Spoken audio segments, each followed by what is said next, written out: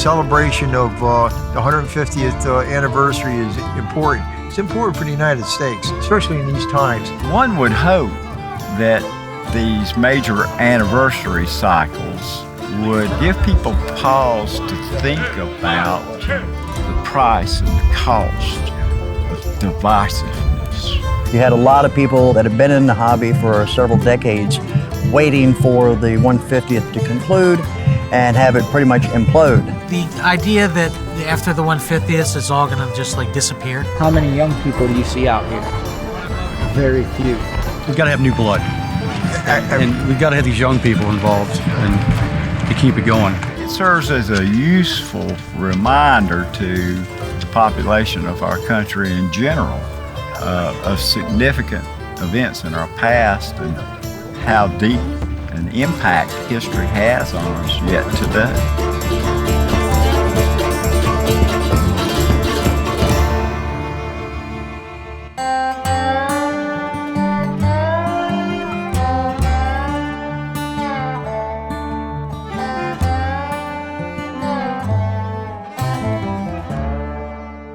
My own wife, she would tease me, but she called it dress up. So you're going to play dress up?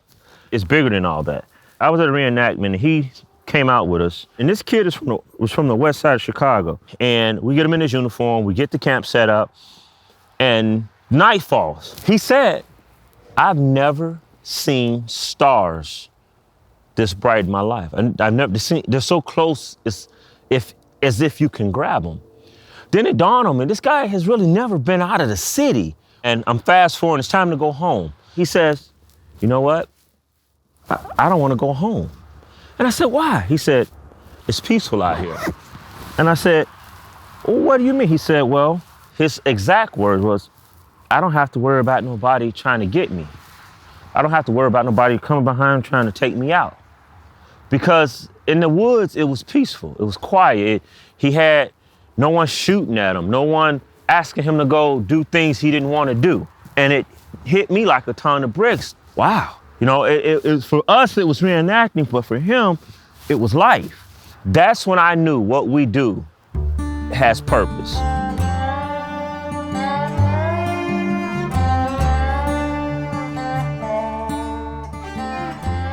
Growing up in the west side of Chicago, I was riding my bike and this guy pulls up in the car, several guys, and they say, hey, and they said, hey, shorty.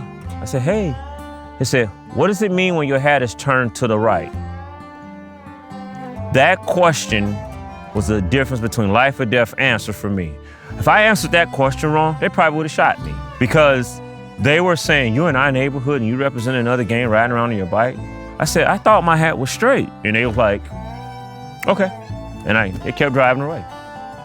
I was 9 years old. I didn't know anything about that.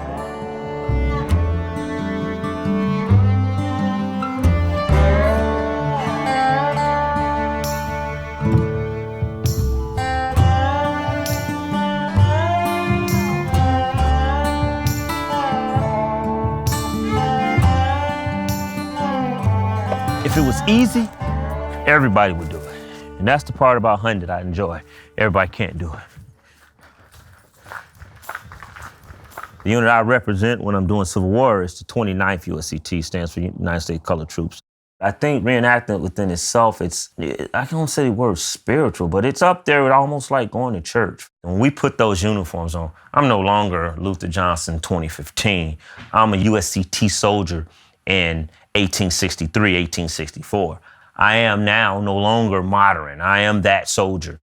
We really need to recruit more. Unfortunately, it's just been an uphill battle getting African-American men involved. One of the reasons I do that is try to continue to educate them to where we came from, where we were, and where we need to be. We do need somebody out there beating the drum for us, beating the drum for justice and equality, but not just when someone gets shot or someone gets killed or something tragic happens. Let's beat this drum all the time. Let's be the drum major, as King would say, be the drum major for righteousness. Reenacting goes deep, way deeper in some families than it does in mine. They have documents of their great-grandfathers and uncles, and it's all written out. They have service, they have letters. So the Civil War is a really important thing to them because that molded their family to where it was going to be today. Our typical Saturday is usually busy. I'm usually probably still hunting, and you're probably still shopping, and Chris is probably still Legoing, and Amber is probably still sleeping. Hey. Just telling you what they do. I only have 2 photos of my father. One when he was younger, and one when he was older, and I have an obituary. Take that back. I have 3, and I have an obituary picture of him when he passed. He died at 76. I never was able to sit down with him and have a heart-to-heart. Hey, Dad, what should I do? So I did what most African-American males do. We replace your dads with positive role models, but all of us don't get positive role models. So the fathers in the African-American community is really important. And I think if I can reach the fathers, then I can reach the children. I do reenacting, hoping that some of these young students or young men say, well, I'm gonna be like Mr. Johnson. That's fine. That's a good role model. You don't have to be Jordan.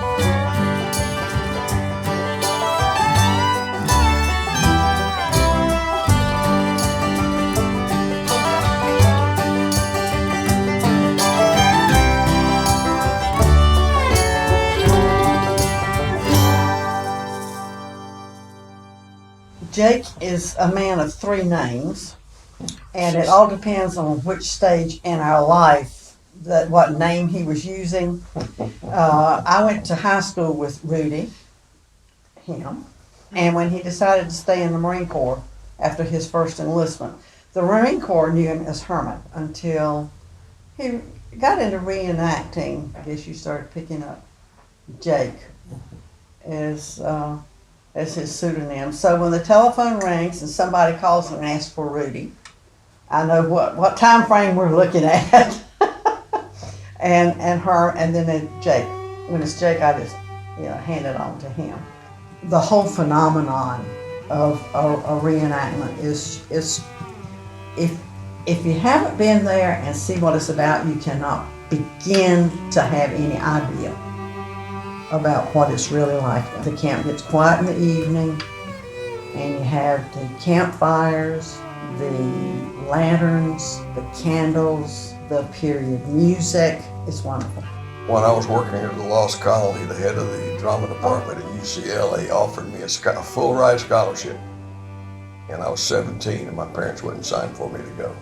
Going to be a history teacher. So I'm funding my own way into East Carolina and not having any fun. Didn't want to be there. And that's why I joined the Corps. Go grow up. Well, as John Wayne said, Uh-oh, here comes a pearl. life is tough. It's tougher when you're stupid. So I got to get that T-shirt. I saw it the other day. I got to have that one. John Wayne is also an idol of the Marine Corps. He made Sands of Iwo Jima, and that's a classic. I will never, ever see a pack of Lucky Strikes that I don't think about that scene where they finally get to the top of Mount Suribachi and raise the flag. And he sits on a rock and takes a pack of Luckies out, puts one in his mouth and reaches for his match, and the sniper shoots him.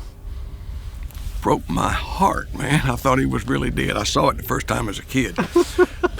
Probably seen it now about 100 times.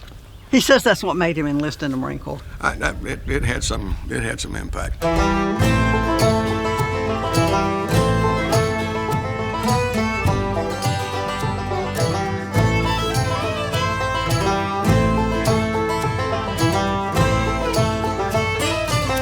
People that get into reenacting, they want to go beyond just the imagination. They want to get involved physically, as if they were really there.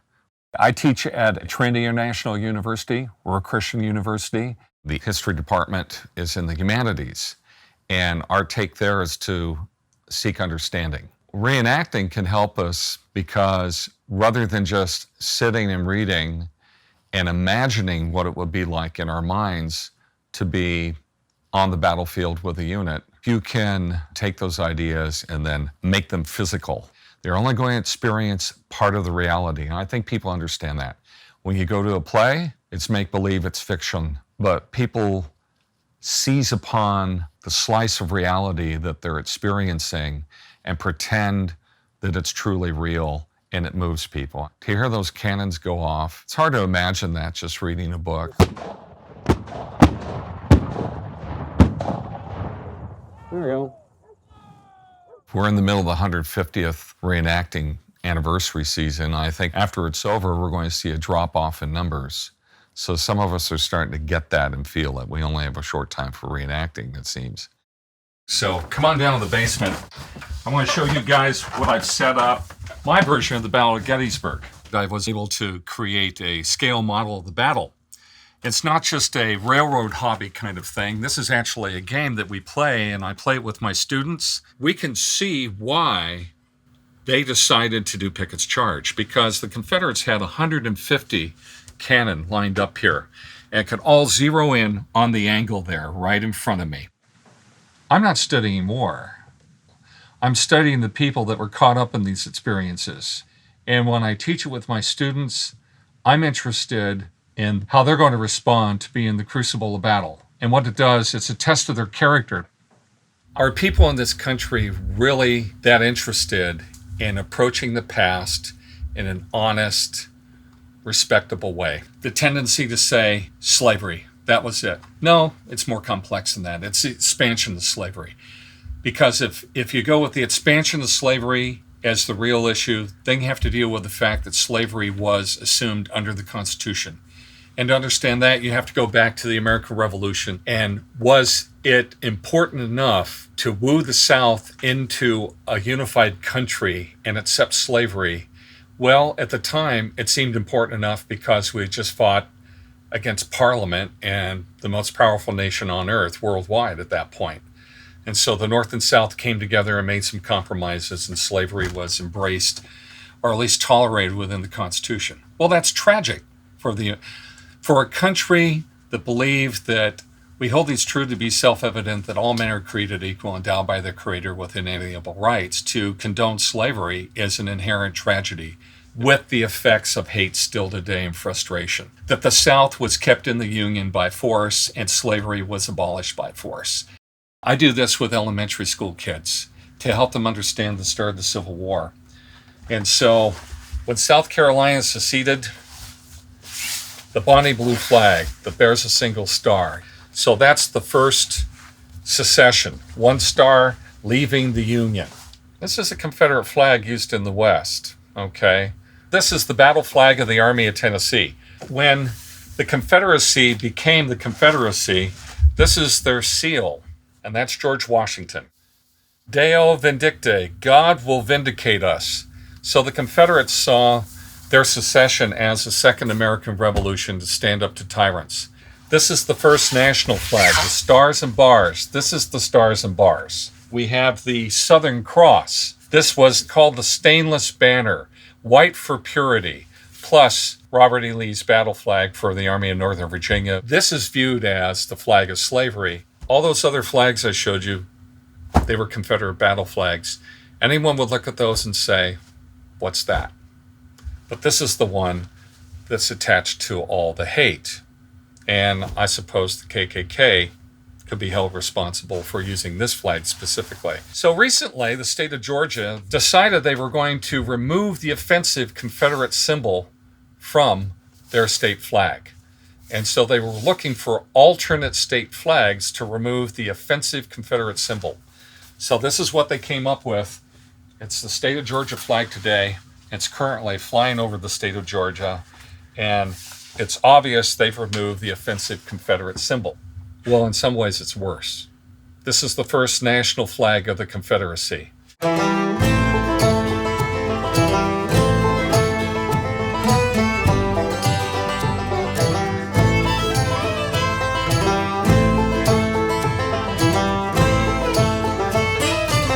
Reenacting is my hobby. I think it defines who I am as a person, and it's my passion. To everybody I know, I'm the kid who reenacts. I'm that guy. With my woman, toil for my kids, sweat till I'm wrinkled and gray. While that lucky old son nothing to do but roll around heaven all day.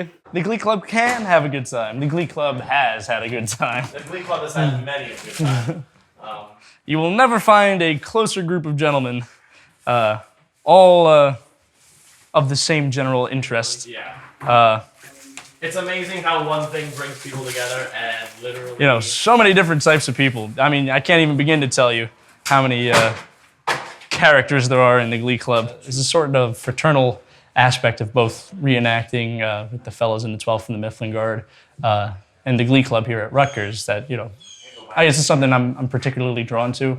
There's a lot of history and there's a lot of camaraderie. I'm a history major here with a minor in classics at Rutgers University. I'd like to teach higher education because some of the history programs for elementary and high school level don't go deep enough into the subjects that I want to teach to people, especially something like the Civil War, the singular iconic moment in our nation's history. You know, it forges everything to come and everything where we are now. When we recreate this time period and these people, now, it reminds anybody who's willing to listen that these men, women too, and everybody who's involved, they made decisions on even just the smallest level that impact us today. There's some sort of selfish duality to the reenactment. It's educational, and people who come to see it thrive on, you know, they learn it and they love it. But we, on the other hand, the reenactors, we're doing it for us too. You really take on this persona. What would Will be like 150 years ago? How would I have acted? How would I have felt during this conflict? I live, you know, week to week waiting for the next big battle event. And when we have our lull in the winter and there's nothing really happening, it's the worst. By the time March and April come around, I'm chomping at the bit to get back in the field just to feel that rush again. Probably one of the best things I've done with my life. We had the list. But it said more red than white. We were like, maybe. And we talked to Vinny, and Vinny was like, more white than red. More white than red. So I was like, So I made the compromise, and I got 3 cases of the Zinfandel, which is the pink. Yeah. Because girls like the pink. Yeah. And it's sweet. I'm gonna head down to my mom's, down in South Jersey, and pick up my gear. Shouldn't take too long. The appealing thing about the Union, the North, is they hold the moral high ground. You know, as a young man, I can always sympathize with the Confederacy a little bit, but I think the Union was, they had their heads in the right spot. You're a diehard Yank, right? Oh yeah, no question. Diehard Yankee. Hello. I'm good, how are you? My boys have been dressing up in reenacting kind of costumes for pretty much their entire lives. How old were you when you started begging to be in a reenacting? Probably when we started to go see... 5th grade? Right, Oh, whenever Ironworks Mr. Hill. Dunnigan, the Battle of Ironworks Hill. The 5th grade teacher was a Revolutionary War and Civil War reenactor. And so he would dress up. And once the boys saw that, that was it. All hope was lost. All right, Ma, I'm ready to go. Look what I found. Oh my God. Oh my God. That's too funny. Look at that. Look at that. That's too funny. I forgot about the sash and everything. Look at the pants. We got a stripe on the pants. Oh my gosh, that's too funny, Mom. That's too funny. Hold on to those. I'm gonna want those. All right, you have a good time. All right. All right. And wear your earplugs. No promises. Bye, Mom. Being Irish, my people coming from Ireland, I'm kind of like hooked on those people that were involved with the Civil War. I've got ancestors on my mom's side in the 51st North Carolina and the 14th Texas. And different regiments all across Pennsylvania, Ohio, West Virginia. Being from North Carolina, all of my ancestors were all in the Civil War. I think I had almost 50. I had one great-great-grandfather who lost a leg and died of it. I've got 2 ancestors who have written letters. I got all their letters during the war. Every one of us here have Confederate ancestors, and some of us have Union ancestors. My son has Union and Confederate ancestors on both sides. It's my family that did these things, so it brings me closer to where my family was and where my family's going.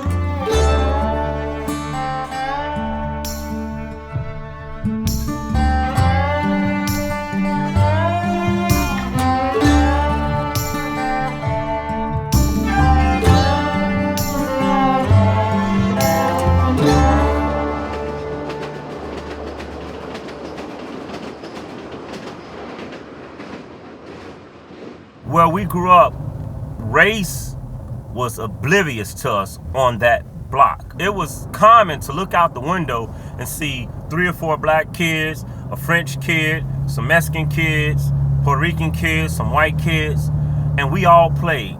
We had fun. With that being said, as we got older, you then start to see the culture and race issues develop, because now you develop an identity.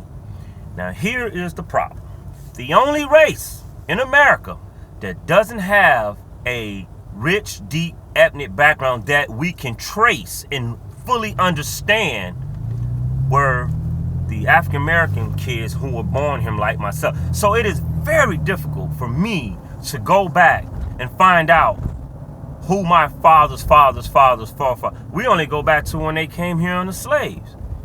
For the white kids, their parents never let their children forget, I was an Irishman, I was a German, I was a Dutch, and this is what your ancestors did. They never let them forget that.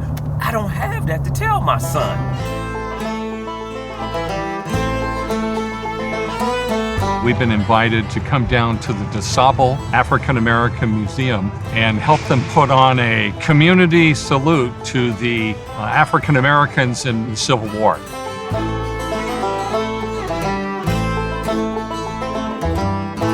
We haven't done a whole lot of reenacting with actual firing in the city of Chicago. There's been a no tolerance for any kind of weapons.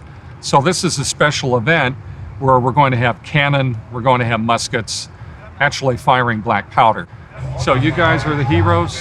You're on the main stage. Okay, it's your thing. Thanks so much for coming. Pleasure. Support the guns, fall behind the USCT. Okay. When you have a small event with small numbers, and we have small numbers, I gotta give credit to the 5th USCT from Cleveland. They draw the way from Cleveland to be here, but we want to give the people a show so that we sustain their interest, and they might think about picking up a rifle and joining the U.S. colored troops here. We'd really like to see that. We'd like to see them get 5 to 6 recruits. Americans have, one way or another, come from other lands and ended up here. My background's German. There have been frats in all of America's wars. I had an appointment to West Point, I got mono, I couldn't go, and that wasn't to be the path for me to take. It was during the Vietnam War. It was not a popular war, but I had the audacity to think I could have made a difference in a meaningful way. And on the battlefield, that's an intense human experience looking for some meaning beyond. Could I make a difference there? I don't know, I won't ever know. But the question is now, can I make a difference where I'm at and with the people I'm with? I think I can. I think I have. But I'm always going to wonder if I would have been able to cut it in the reality of the chaos of war. Would I have been able to step up and see that my soldiers got home in whatever condition they were in, that my men would have respected me? I'll never know. It's off, just cut it on whenever you're ready. Thank you.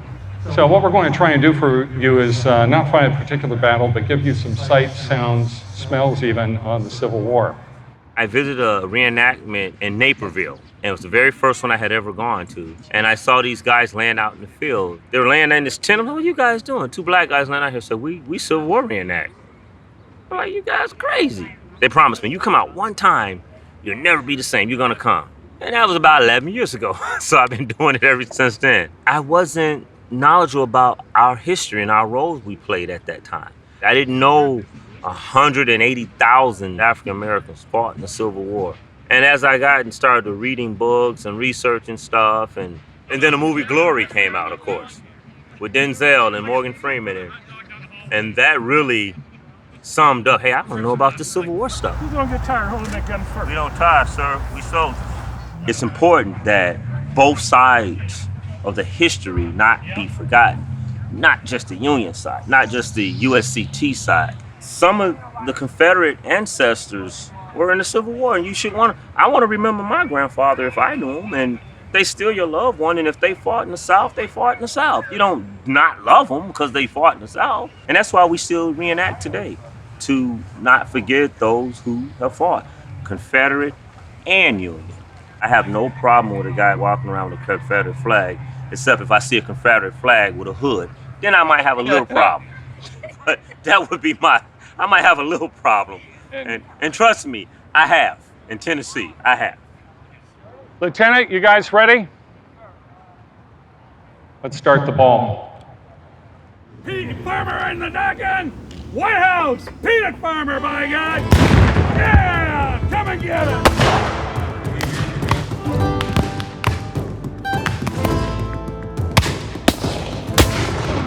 200 shots for one casualty. Cheer them on.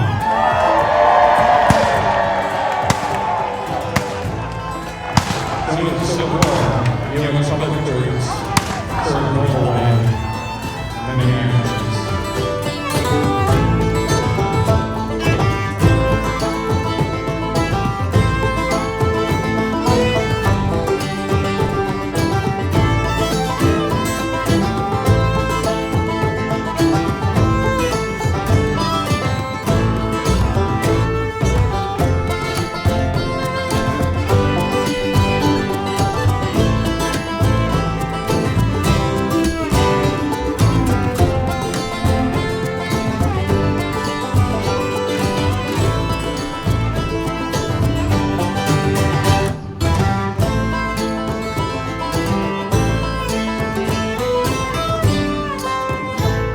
In just a little bit, it's going to be 1863, September, and we're going to be rolling into Chickamauga and have a little battle with the Confederates there.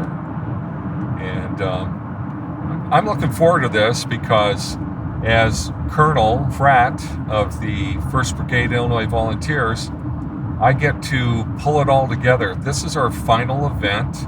2:30 will be our battle. 2:30 is the battle? 2:30 is the battle. So maybe I can catch it. Come on over. Yeah, I should. Hi. I think you'll enjoy it. Guys. Thanks.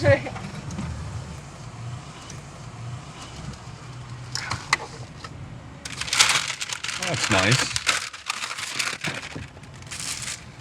I wear my kepi all the time around Gurnee where we live. And by doing that, I have people like in Walmart ask me, oh, what's a nice hat?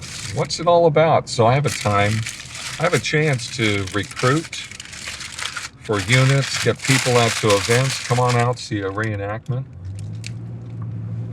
It's been kind of neat. I think maybe I've recruited 6 to 8 guys for our companies over the years. That's pretty modest, but I'm kind of proud of that. Just because I wear the hat. I'm looking forward to this. I think we'll be able to put on a good show. So, here we are at Minooka.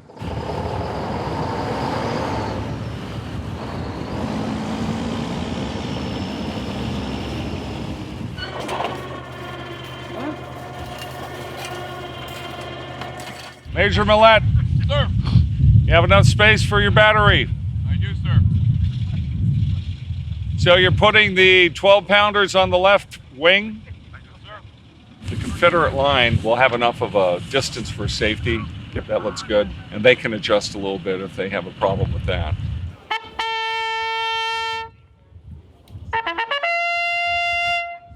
Civil War reenacting really took off in the 60s. The most important thing for Civil War reenacting is it's the centennial of the Civil War. And there was an outpouring of books and attention, and Dad would take us to the library And I know a lot of people drew out Bruce Catton's 3 books or the American Heritage Book of the Civil War. And in that book, you had these beautiful David Greenspan paintings filling 2 pages of battles. And so there's that imagination that was sparked by all these grade school boys. And ironically, there weren't much in the way of Civil War movies to satisfy that. It's amazing that in the early 90s, we have Gettysburg, the movie, really brought a lot of people into the Civil War. It touched a lot of people's hearts. And so you start to see hundreds, if not thousands, of American reenactors signing up back in the early 90s. And that dream of Pickett's Charge was fulfilled in 1998. We must have had 20 to 30,000 military at Gettysburg. And we had a full-scale Pickett's Charge, 12,000 men in it. And I was proud to be in one of those units. And then the Yankees along the angle, they weren't 2 ranks deep. They were stacked about 12 to 15 men deep. You know, everyone wanted to be in it, a part of it. Today we're doing Chickamauga. Now we're going a little bit off of what happened in history, but we're trying to incorporate all the people we have. What I'm trying to do is bring parts of real battles that actually happened 150 years ago to our field here. This terrain lends itself to Chickamauga. Step 1, artillery with pyro. Step 2, the emergence of the Rebs. We retreat, and that gives the Confederates the word to take our guns. So 1, 2, 3, 4, we retreat, they take the guns. 5 steps. Can you punch out a few notes on what we're going to do actually? We're not going to be able, if we don't have the numbers. You keep on saying if. Yeah, we'll sort it all out, so Well, just follow the orders of your play- officers. Yeah. And you're playing it by ear then? With a structure. And so Jerry and I will be in communication. It'll all work out. 30 seconds, this scenario is out the window, man. Just like real life. All plans I go didn't to... want to tell them that. The scenario is not that strict. So we just have parameters of the larger movement. We're leaving it up to the creativity of our 2 infantry commanders. We need to take more hits early, and they need to push more. Have a good day. Have a safe day. See you on the Does field. dog know we're going to eat him? Dog's a fine meal. Everyone has different command styles, and so I set out with that in mind. I've been involved in Civil War reenacting here for 20 years. I came up from a private, corporal, acting sergeant to lieutenant, first lieutenant, major, lieutenant colonel. I bumped myself up to full colonel because I really am in charge and responsible. I wanted to go to West Point, and the door was shut. I'm kind of where I should be. I should be a colonel in command of something. The matter is, we want to make sure we get the guns set up correctly. We want to have a clear shot for your infantry to assault that hill without any guns in the way. Okay. Last year, it was dangerous. We'll have a 12-pounder section here and up along there, so that should be a safety, should be our safety zone. Can you get it close to the crowd so they can enjoy No, it? no. It's the way the scenario is. Okay, it's just the way it works. You need that over for the infantry. Yeah, we're going to have the infantry fight there. Yeah. They're going to get rolled up and captured. Or Mike Yeah, gets captured. yeah. So it's driven by the scenario. This isn't just any old. We're doing Chickamauga, so. So you know where you can set your stuff up? I know. Okay, then I'm going to eat breakfast. Okay. We're good. We're good. All right. And so, Current Mike will work it out.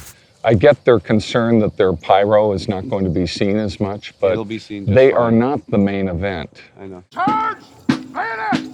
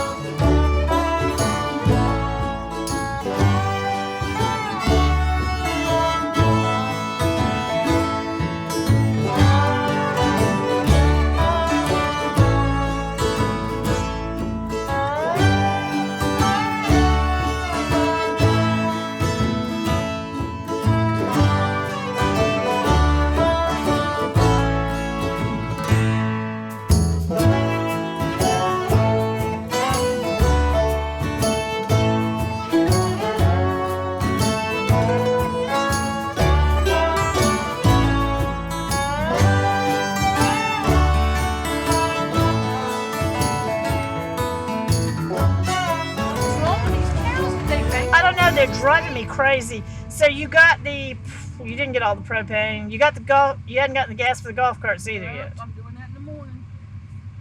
Okay. I have no idea where we stand with anything at this point. I'm losing my mind. The hay is here. The porta potties are here. They've all got toilet paper in them.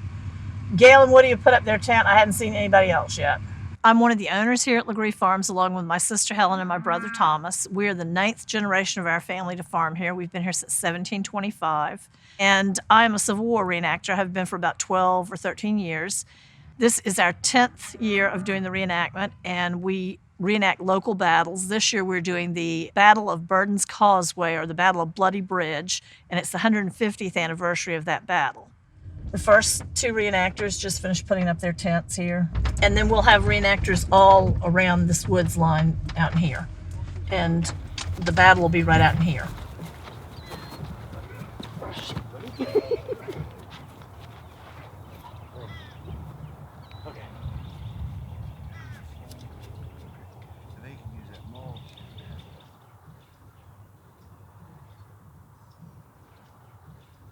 I am a member of the United Daughters of the Confederacy.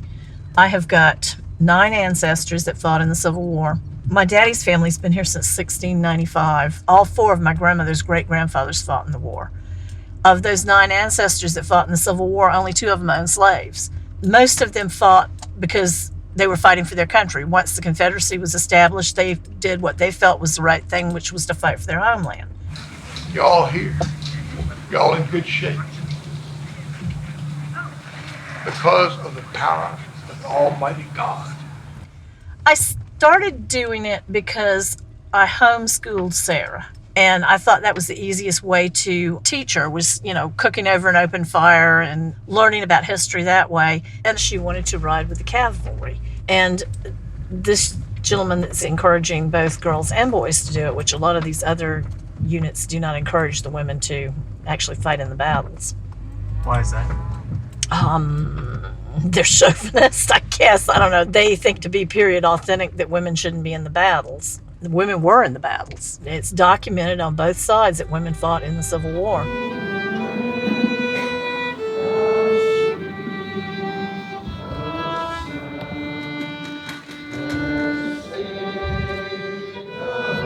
My mom started when I was little, and I got into it through her, and now I just have a bunch of friends in it.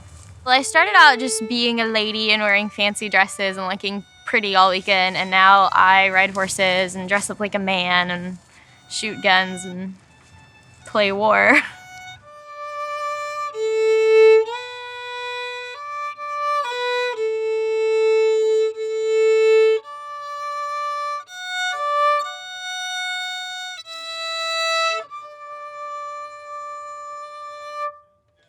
This is my son, Brody Alexander, and he is celebrating his 7th birthday. And instead of a birthday party and gifts, he wanted to come down to Charleston, which is 3.5 hours away from where we live, to come to the reenactment. Brody Alexander, front and center. I understand you want to join the Army. You serious about that? Because we need men. Really? Happy? I, please state your name. I please state your name. Now, what's your full name for me, son? Brody. Brody Alexander? I need you to repeat after me. I do solemnly swear and affirm I solemnly swear and affirm that I will bear true allegiance to the Confederate States of America, and that I will serve them honestly and faithfully. I will serve them honestly and safely. 3 cheers for our new recruit. Hip, hip. 3 cheers. Hooray! Hip, hip. Hooray! Hip, hip. Hooray! Son, you're in the Confederate Army. Congratulations. Let's go, son. Commander. We'll put him up here for Sergeant. Put him in paint. You got to follow their lead. You boys watch him. Right. Company. Without doubling. Right. Fight. We're gonna have to work on that. Don't worry about it, son. We don't know our right from our left sometimes. Company on me. Forward. March.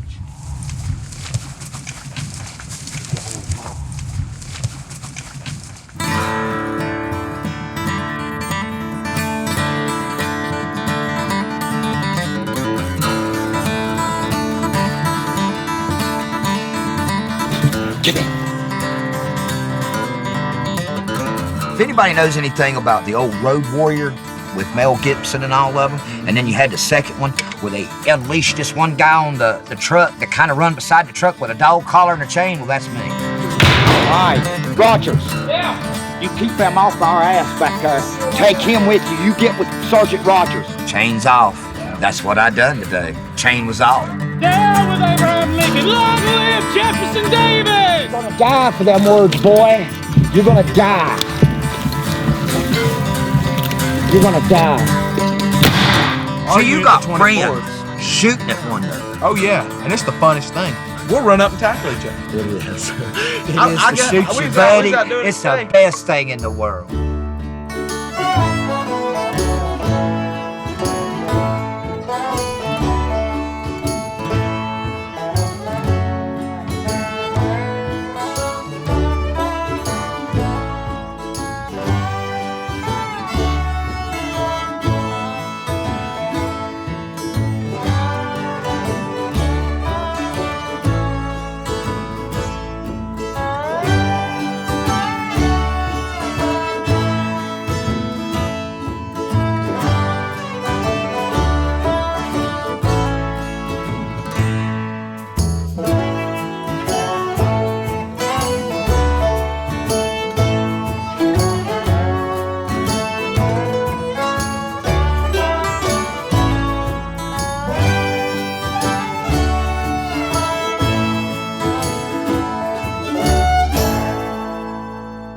This part of Virginia was pretty much one large battlefield at one time or another during the Civil War. Of course, the most famous army from the American Civil War, General Robert E. Lee's army, is sort of the spiritual center of the universe for Confederate reenacting, especially in the Virginia, North Carolina area, and is led by General Jake Jeanette, who oftentimes plays the part of Robert E. Lee. And we're getting ready for this afternoon's battle, the recreation of the Battle of the Wilderness. And it's a pretty emotional thing for a lot of us reenactors because a lot of the men that are here today with the modern Army of Northern Virginia had ancestors that fought that fight.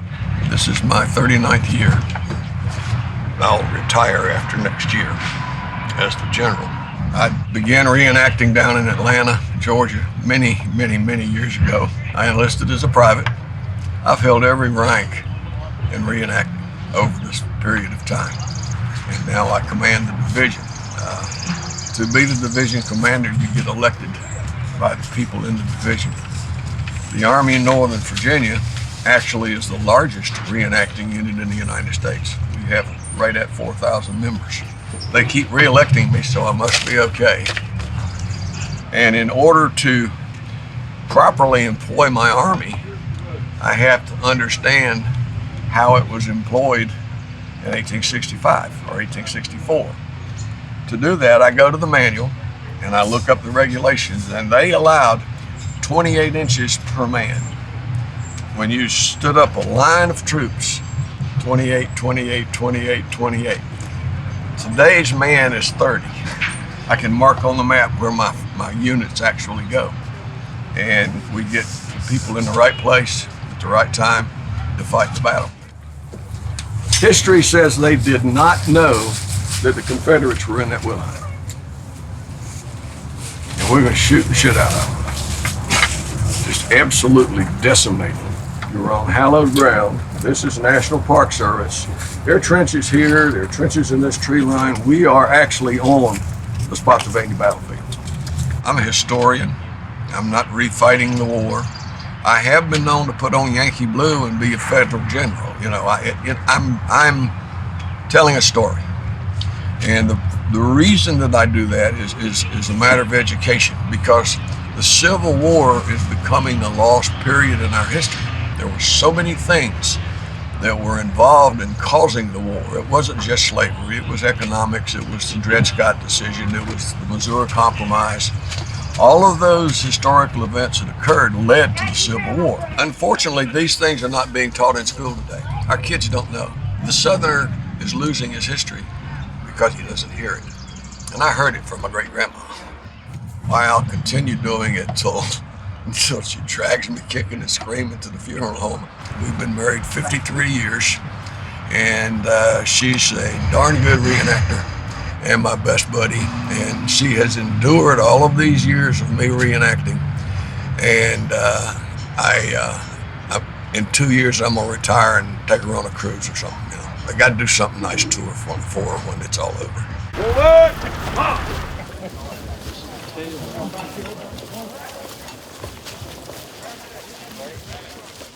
We try to let people draw their own conclusions that people 100 years ago were oftentimes motivated by the very same things that we're motivated now. Love of country, love of family, religion, all those issues. The issue of slavery was, of course, settled by the Civil War, but the social issues that surrounded slavery are with us to this very day. And the political issues are still with us because one faction of the country wants to have more centralized government control in their lives, and one part of the population does not want that.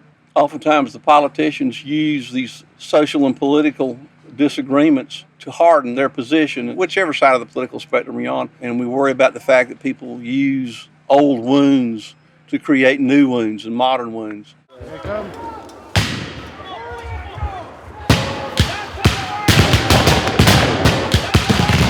Southern culture is an interesting culture. A lot of Scotch-Irish, a lot of Highland Scots, and they're just the kind of people that they have long memories. If you defeat a country, you've got to nurture them and return them to society. You can't defeat them and then subject them to ridicule and harsh treatment. Lincoln's idea after the Civil War was one of leniency. Unfortunately, he passed away, and the Reconstruction era was much more harsh than he would have wished for, and so there's some lingering resentment in the South. But I think that there are people on both sides who haven't reconciled in their own mind and in their own hearts that this thing is over and it's done with, because the way their family raised them and the stories they were told as a child, it ain't over.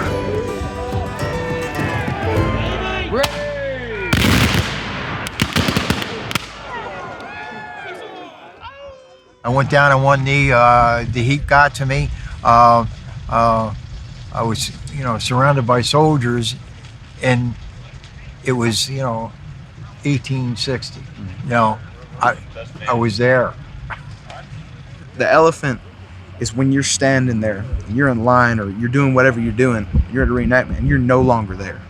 You feel like you are a part of the Civil War itself. You feel like you are actually looking at a line of bluecoats, and it's the scariest thing to be a Confederate and look out and see this beautiful line of just dark blue. And the bodies that were on the field and the guys that were on the fence, it was the day of the elephant. It really was. Well, the first time I saw the elephant was at Antietam for you Yankees. It's called Sharpsburg for us Confederates. The 150th anniversary of the Battle of Antietam, Sharpsburg. The oddest thing that's ever happened to me, we were at Sharpsburg. And it was in the cornfield. They rustled us up at, about 4:30 in the morning. We marched into the cornfield, and as we were going forward, we heard the Federals, but we didn't see them. All you could see is the silhouette of people, and some of them you couldn't even see. The smoke was so thick. And as soon as we stepped off deeper into the cornfield, there they were, and both sides kind of startled and stumbled backwards. And as we moved through the corn, we saw I got fired upon. And I looked up and I looked across the field on the Union right, and I saw the colors of the 78th Pennsylvania. Well, the 78th Pennsylvania is from my hometown. I know those guys. And then the battle, how it unfolded. The firing was so hot that Yankees came at us, we fired at them and went back and forth. I don't know, it's the greatest time machine, but it is also the saddest any one moment in my life, because I could see guys that I knew growing up. As you went into the field each time, you start seeing, dead bodies out there. And they started dropping, and here I was at the sergeant major behind the lines, and these are my boys that I trained are doing this, and something in your head clicks and something in your heart clicks, and everything inside just twists in 9 different ways. So and I'm not even saying chasing that moment, because that was I don't know, I was standing in the middle of the battlefield crying like a baby. It's in your bones at that point. Once you see it, you ain't getting away from it.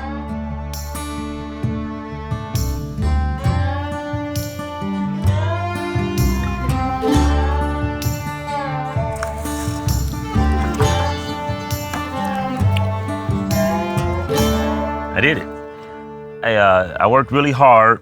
I graduated. I received my MBA in business administration from the University of St. Francis. Moments like this is when you really want your dad or your mom or someone important to you to be there for you, to experience that with you. My mom really was the spearhead of being there for me. I do wish my dad had gotten to know whom I've become through Civil War reenacting and through graduating with an MBA and meeting his grandson, which is my son, and my other son and daughters. I wish he would have been able to spend that little time with us. So maybe not on this side, maybe on the other side. Oh, it's been a while since I've been in here. This is my pastor / spiritual father / neighborhood father / everything else. I met Apostle through his son.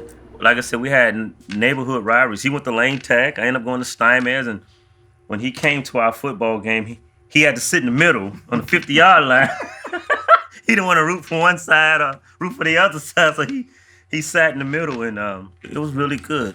So I often say I think the Civil War was the first civil rights movement. When the war was over, they just dropped their weapons and they went home. There was nothing, okay, so I'm sorry, war's over. Over 300, 400,000 dead in certain cases, and you're sorry?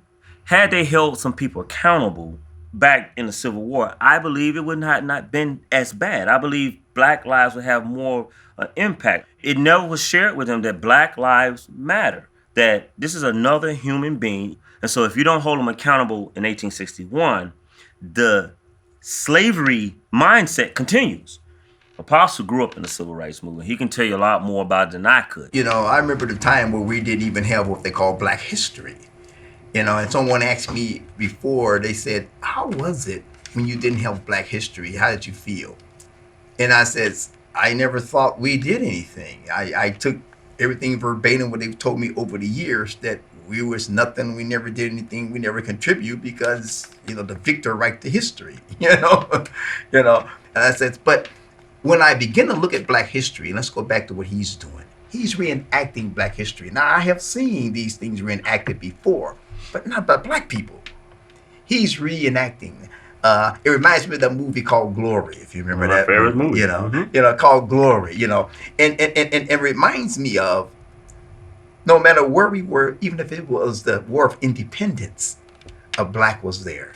That Blacks did do something, you know, their involvement in this nation matters, you know, and what he does, bringing back these memories matter, you know, and it amazes me when they go to World War I, II, and they already know from their history that you're going to come back with no rights again, but they go fight.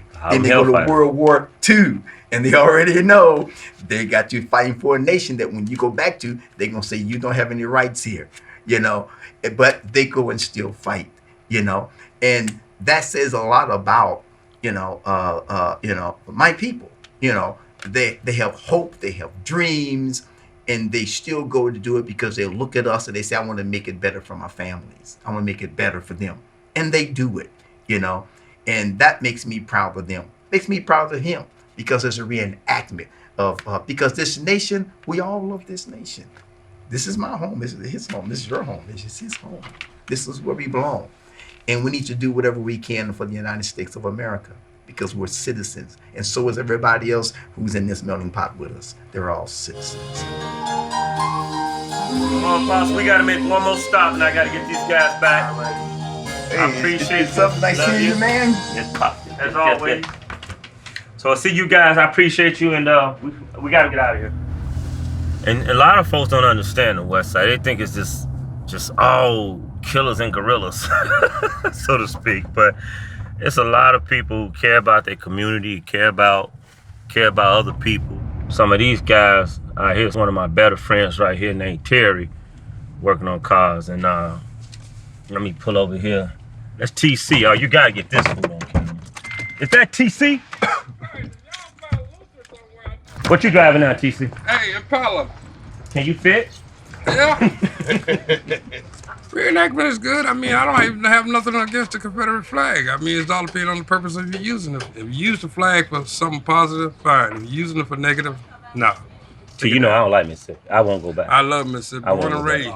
I won't even go to Louisiana because they made me. I don't like nothing in the South. Oh, well, see. Because I was going up down there. It was, don't look that way. My mom's grabbed my head and put it in her hip. You had to walk like this. We had our problems here, even in Illinois. I mean, Cairo is one of the most racist states there ever was. I mean, cities there ever was. I mean, when we used to travel as a child, we would stop at that Cairo stop in. I remember you don't that. want to stop in Cairo. Cairo, yeah, they have a big truck stop there. Right, you wanted to keep going, because you couldn't use the washroom when I was a kid and all that. So that's how it goes.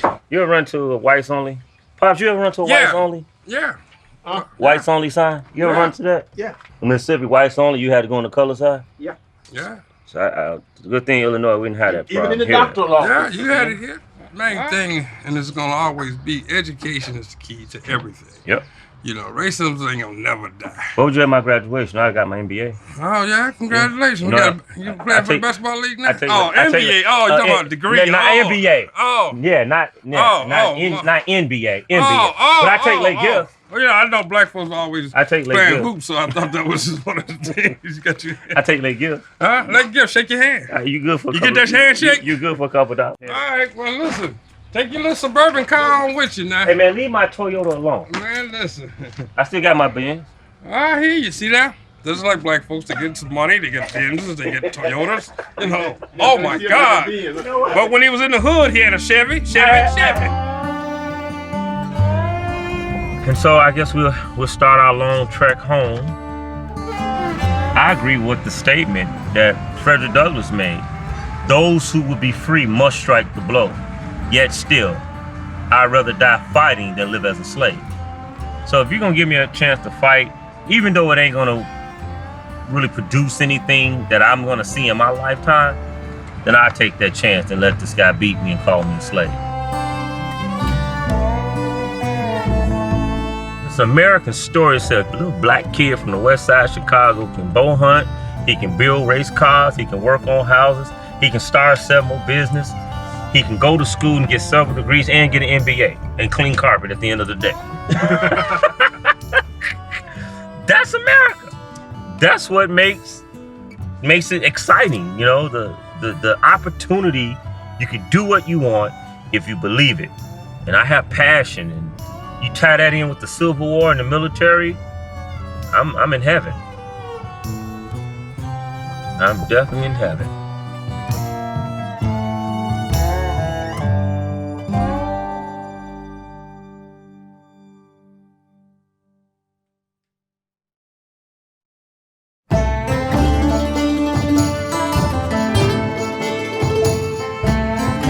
I joined the Marine Corps for 4 years, just to grow up.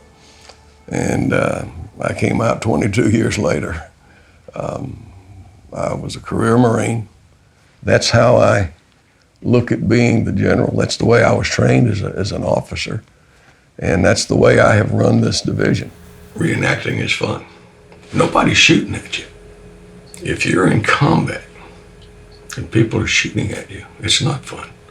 And in summation, I just simply say, war is hell. And there's no way to get out of it. And I enjoy reenacting. I never enjoyed a day in Vietnam.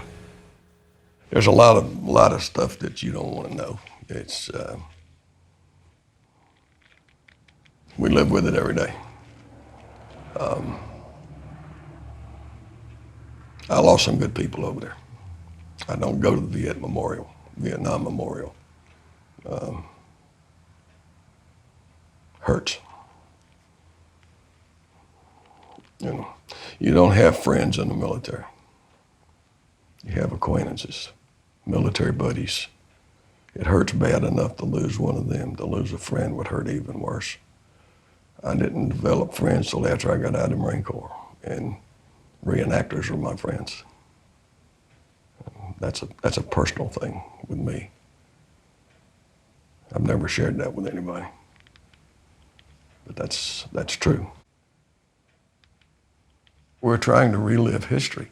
And you have federals that are doing the same thing. And I don't think anybody in the reenacting business supports slavery. There are people who would like to refight the war because we lost, But that's, that's pipe dream. But you have to realize the people who are screaming about the Confederate flag, they're screaming about the battle flag. They don't even know what the Confederate flag looked like. It was red, white, and blue, and had 2 big stripes in it. That's it right there. I'm not naive enough to think that just because I'm trying to teach history, that everybody's going to appreciate what I do. If we don't teach the history of our country, not just Southern history, but our whole country, we're doomed to fail as a country, because the people that will be running it one of these days will have no appreciation for the Constitution, no appreciation for the work that the people did to build this country. And it's such a complicated issue, and you can't satisfy everybody, but you got to be true to yourself. The Bentonville battle, they fought all day, one day. The next day they fought a little bit more, and the third day Johnson scrambled. He was going to Durham, and that's where he surrendered. This thing has already been distributed to all of the generals, and I will do a brief on this at my tent so that all of the leaders will know exactly what's going on. It starts, they hit, they flee. These guys come back over the hill, they proceed up, and these guys come out and get slaughtered. The end. Sherman gave Johnson surrender terms like Grant gave Lee, and Seward was unhappy because he thought Grant was too easy. Because once Lincoln died, Seward wanted the South to pay. He wanted them punished. And that's what happened. They occupied the South instead of saying, okay, guys, we're brothers again. Let's go on down life's road. He occupied it. The carpetbaggers came in. They bought up the property for taxes because people couldn't pay their taxes during the war. They just didn't have it. So the banks sold it. Prior to the Civil War, due to cotton money, there were more millionaires in the state of Mississippi than anywhere else in the United States. New York, all of them. After the war, Mississippi's still in reconstruction. They're still trying to recover. They're the poorest state. They got the worst education system. They need to get in the modern world. They're not here yet. Sunday afternoon, I'll be sad, because Sunday afternoon, it's basically over. My boots and stuff are in your car. Okay. Okay, those clothing bags are gone. We're good.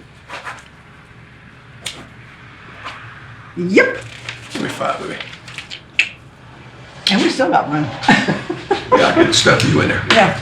Every one of these board games stacked up here, when I bought it, I looked at it, and this represents possibilities. Well, look at them all together. How many possibilities can one guy have? You know, this is completely outrageous and impractical. So I look around, I look at all this stuff, and I go, if I pass and my wife has to deal with this, that's not being a responsible, loving husband. So now I'm entering that stage where I have to decide how to come to grips with that side of it, when to start getting rid of some of this, but in a meaningful way.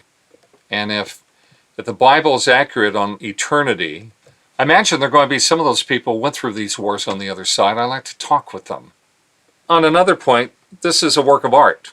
It's not for public, it's for me. But you know, a lot of artists would probably claim the same thing, that they're doing it for themselves, they're compelled to do it, they have to do it, and then the rest of the public will make what sense they will of it. So, I'm packed. You're packed. I'm packed. At least you remembered your underwear this time. Yeah, that's important. Don't I get a kiss goodbye? Oh, yeah. Well, Scarlett. Oh, I'm not Scarlett. I'm from the north. So, sweet dreams. I'll join you later. Yeah, okay. And I'm going I'll to wake sleep. you up to say goodbye, and then you can go back to sleep. Oh, you don't have to wake me up. You ready? I'm ready. Packed up yesterday. Early start, lady. Get us some breakfast. On the road again. Packed up yesterday and rolling out early. Got to be there by 8 o'clock this morning because I got a press conference. Going to Bentonville battlefield is kind of unique for me because when I was 5 years old, I started my Civil War journey in Bentonville. My father took me there after World War II. It's been a long journey for me, and I think that it's very appropriate that I should end my journey as a Civil War reenactor in general in the same place that I started. Sun's up. We're on the road to Bentonville. We have about a 14-hour drive. This 150th anniversary of Bentonville is kind of the culmination of a 5-year cycle of the 150th anniversary of the Civil War. So for everyone converging on Bentonville, North Carolina, they're thinking this might be it. So on my way down to Bentonville, left New Brunswick a little while ago. We're gonna go meet up a couple of the guys from the 12th. We're gonna carpool down together. The ride should take about 7.5 hours. We're all pretty excited about it. Can't wait. I like to think of myself as sort of a bridge for new people who want to come in. We want people my age to really get into this hobby. And there's tons of them. You go to these mega events like we're going to Bentonville, you're gonna see tons of guys my age who are just as interested in this time period, in this war, and these people as I am. The trick is getting them to join.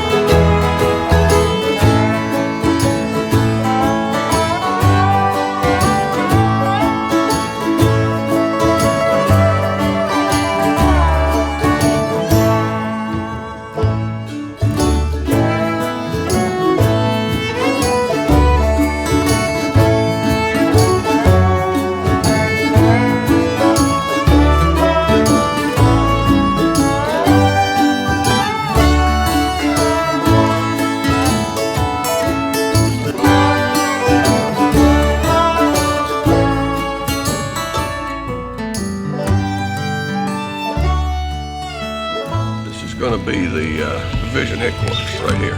We'll have a provost tent set up, control access into the camp. Because it's a working headquarters, we don't let visitors in.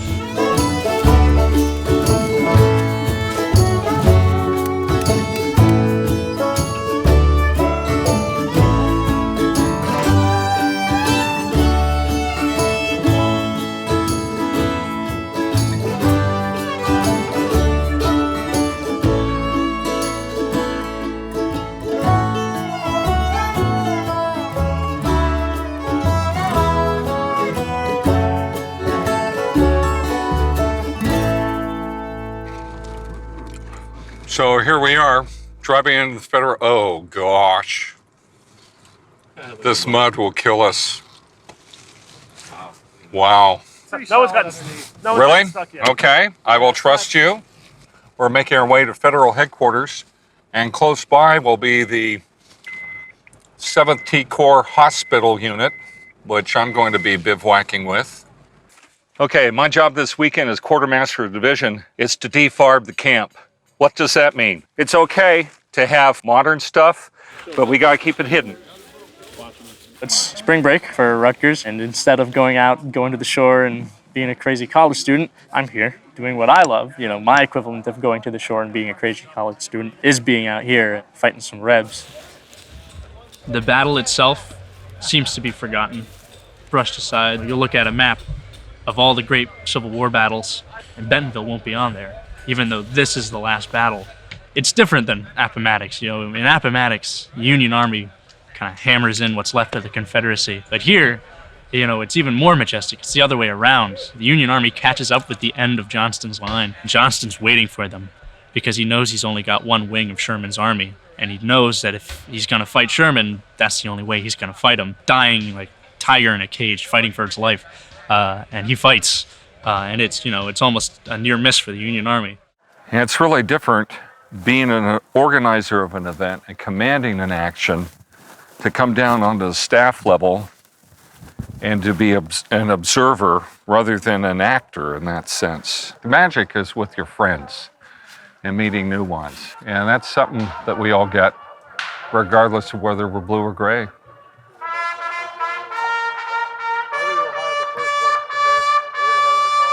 And I'm being called. Sir, I'm being called, so I need to go to headquarters right now.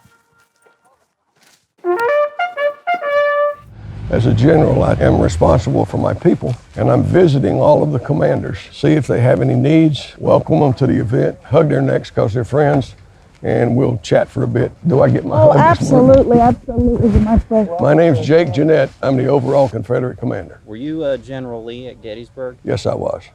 Let me shake your hand again. I didn't do him this time because he wasn't here. How you doing, boss man? I'm doing good there, sir. Y'all sit down, damn it, stop that. Is Bill Potts down there? Where's Bill's headquarters? I don't know, Jay. He should be over there somewhere. I'll find him. Do you guys know where Potts' headquarters is? How you doing, buddy? Doing good, General. How you doing? I'm doing good. Where's Potts' headquarters over there? Who? Potts. Well, heck. And they will be here to for a photo op with you. General Jake Jeanette, our Confederate commander. Good morning, ladies and gentlemen. The question was how many reenactors would be involved. The Confederate side has 1,256 combatants and about 400 civilians that are going to be camping in sight. And I believe the Federals have about 1,250, so we're going to be pretty evenly matched. Unfortunately, there's a script, so we got to lose. They're going to come up in the woods. Gotcha. Okay, that's what we were hoping. I write a story with the scenario, and then we go out unrehearsed and reproduce it. That's what reenacting is. And the quality of the show you get is dependent on the man who wrote the script. When I order you to go, and you'll have one of our radios, so I'll be sure you get it, you'll just overrun them, just smash right through them and hit the flank. Okay. They'll refuse the flank and bang on them. Get yourself about a 6 or 7 minute fight, and then break and go to the road. Go into the woods and then turn left and come right down and line up right behind them. Potts, you're going to be on this end. It's a timing thing. You've done this before. We've all done it before. This is the same battle we do every 5 years. Appreciate you, I really do. There are guys in reenacting, and I will tell you right now, they're ready to refight this war.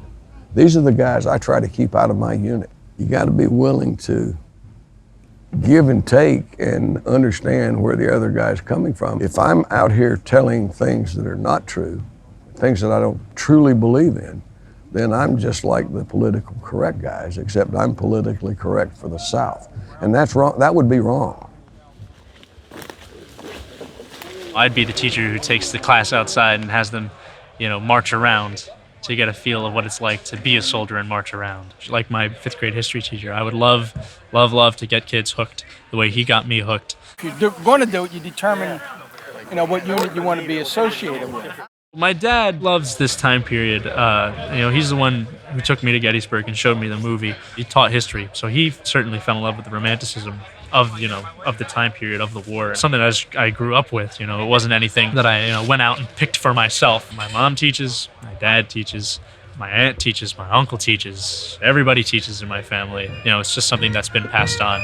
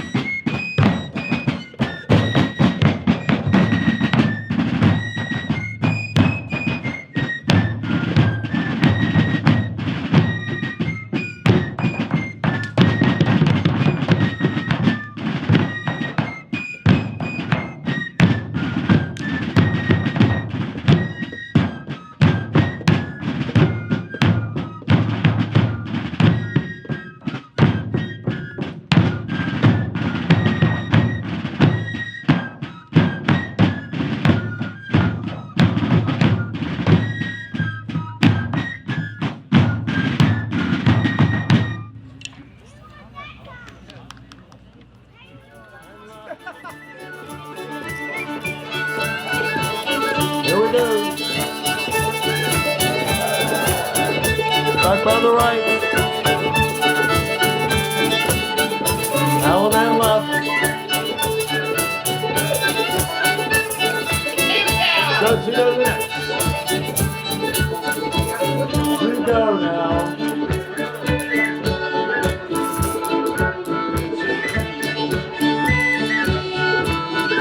Here we go.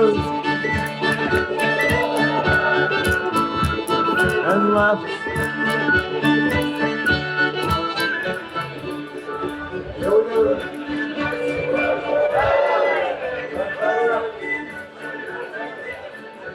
When I was a small child, we had a black lady that took care of me. She was descended from the slaves that my family owned.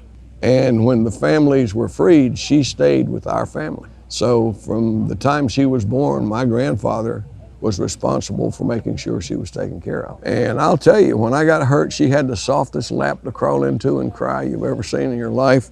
And when I misbehaved, she had a hand like a Virginia ham, and she'd put it on your little butt in a heartbeat.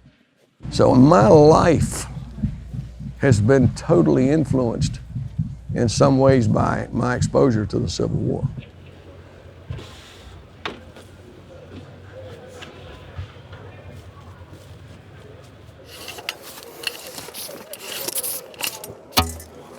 Good, nice.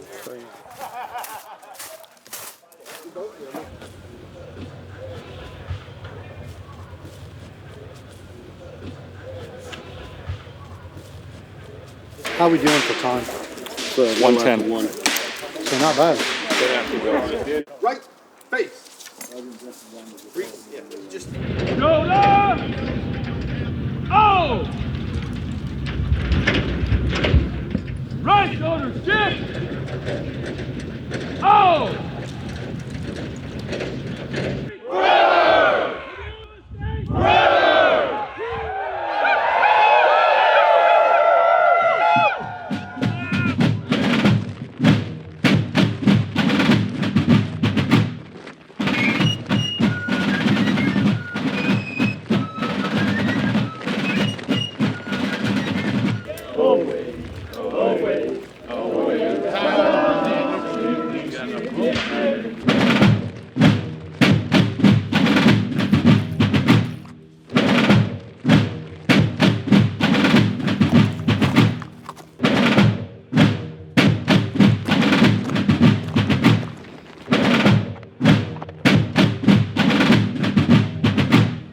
Well, the battle is starting, ladies and gentlemen.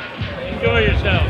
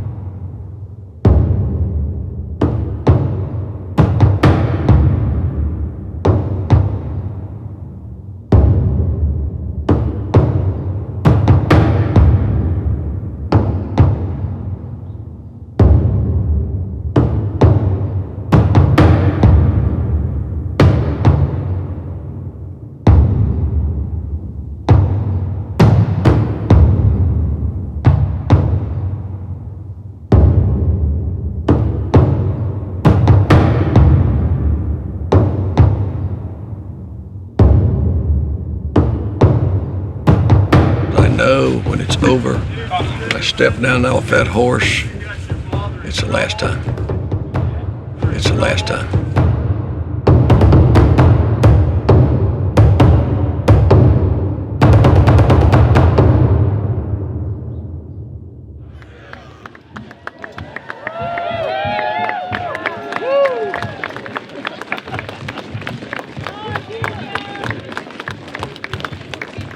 In my mind, and Jake, the name that I go by when I'm reenacting, which has become my name, was named after my Civil War grandfather. He was Matthew Jacob Jeanette, and I'm Jake.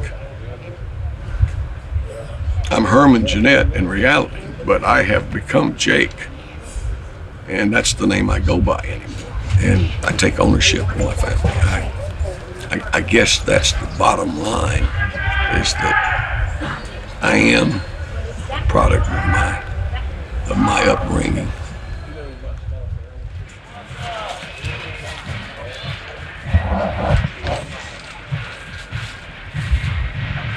Show it off. We have most of us haven't seen it. All your staff, sir. I thank you. I don't know anything else to say. Thank you. Well, I do have one other thing to say. You know I love you guys. And we got the best general in the Confederate Army. Yes, sir. Here, here. General Jay. Give it. Hooray! Give it. Hooray! Give it. Hooray! We'll hug all the girls and you guys. He's not kissing me again tonight. I'm sorry. But I tell people. And I'm gonna kiss all the guys. Can you shut up for a minute? General, I don't know That his staff.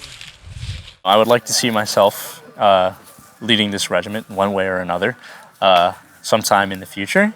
It's definitely something I've thought about. People will step down at the end of this 150th.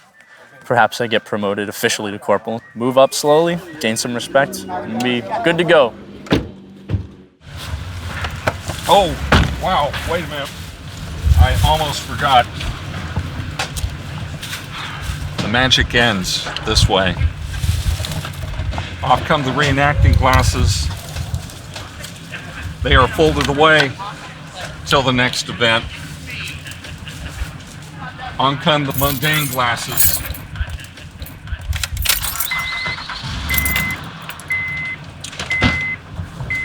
And off we go.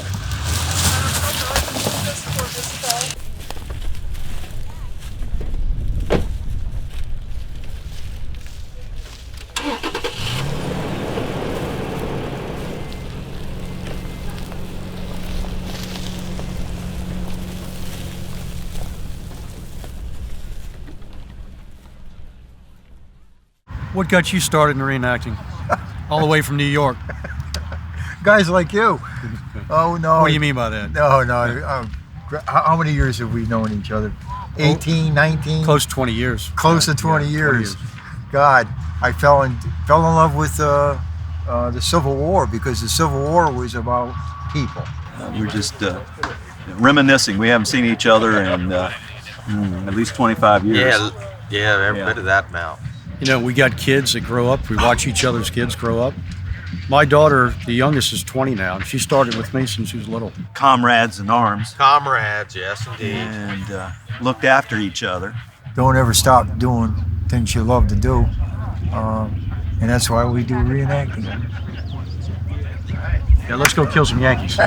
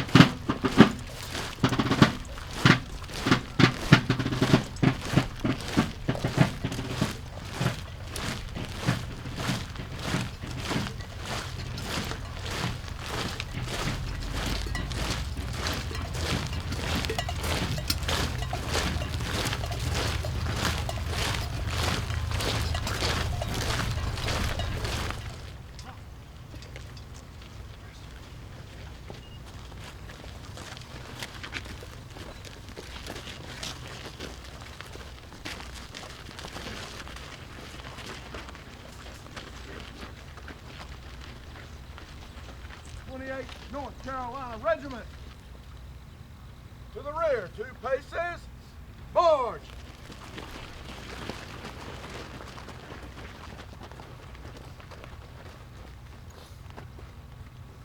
Back. Forward.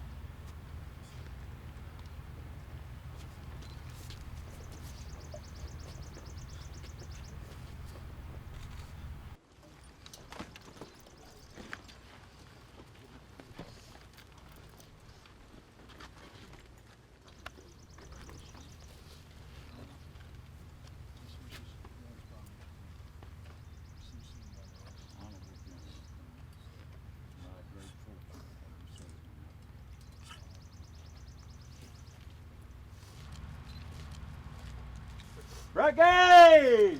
Regiment! Right! Fight!